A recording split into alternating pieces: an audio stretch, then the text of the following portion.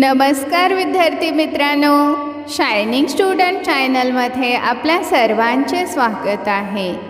आज आपण पाहणार आहोत महामानव डॉक्टर बाबासाहेब आंबेडकर यांच्याविषयी खूप सोपे व सुंदर भाषण। डॉक्टर बाबासाहेब आंबेडकर सर्वसामान्यांचे आधार, भारतीय राज्यघटनेचे शिल्पकार। सर्वसामान्यांचे आधार, भारतीय राज्यघटनेचे शिल्पकार डॉक्टर बाबासाहेबांनी दूर केला दीनदलितांच्या जीवनातील अंधार। डॉक्टर बाबासाहेबांनी दूर केला दीनदलितांच्या जीवनातील अंधार। सन्माननीय व्यासपीठ, वंदनीय गुरुजन वर्ग आणि माझ्या मित्रमैत्रिणींनो, सर्वांना माझा नमस्कार। माझे नाव पूजा आहे। आज मी आपणासमोर भारतीय संविधानाचे जनक डॉक्टर बाबासाहेब आंबेडकर यांच्याविषयी बोलणार आहे। डॉक्टर बाबासाहेब आंबेडकर हे एक थोर समाजसुधारक होते।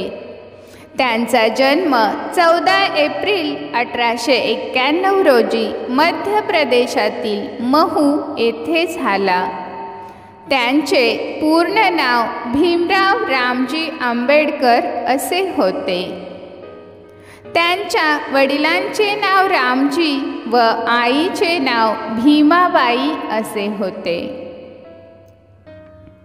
डॉक्टर बाबासाहेब आंबेडकरांना शालेय जीवनात अस्पृश्य म्हणून खूप त्रास सहन करावा लागला, तरीही ते डगमगले नाहीत।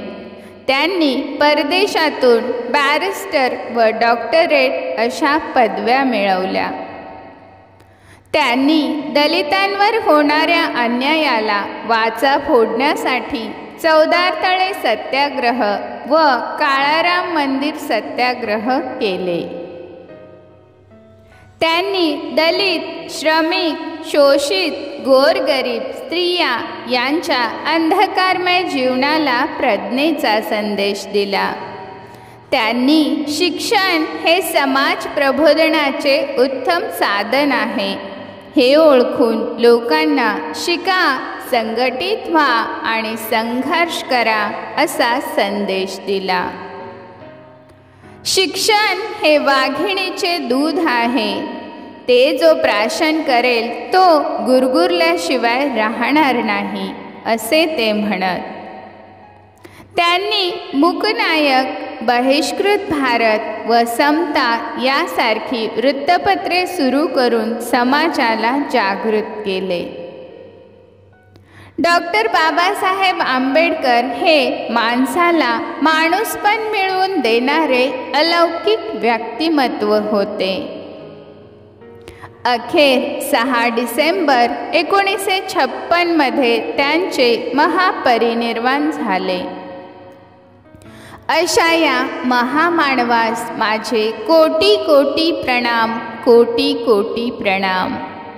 जय हिंद, जय भारत, जय भीम। धन्यवाद।